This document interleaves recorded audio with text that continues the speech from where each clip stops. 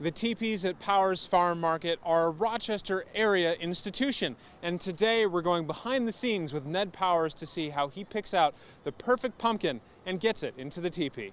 Obviously all the pumpkins come from our farm. We grow between 35 and 40 acres of pumpkins every year. I am just astounded this year at how these pumpkins turn out. We've never had a crop like this. And it was actually quite a struggle this spring. It was very wet and cold.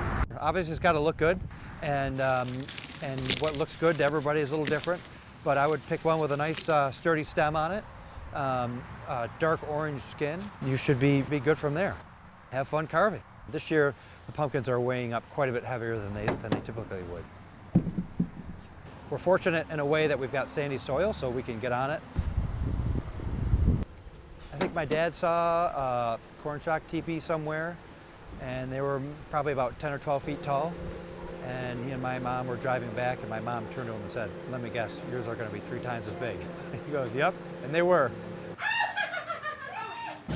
My grandfather owned the farm, so I'm 3rd generation. I'm 2nd generation here at the market.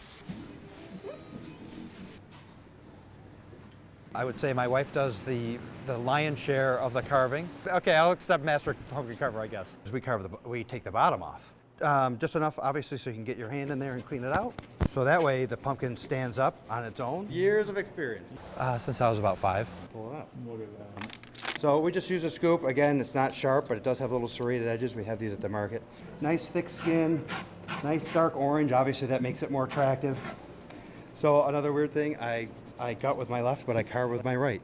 Because I like to have leave room for a big mouth, so I usually just do 2 little holes, at least for me anyway. Generally they'll last 3 to 5 days. On this side I've connected the teeth here.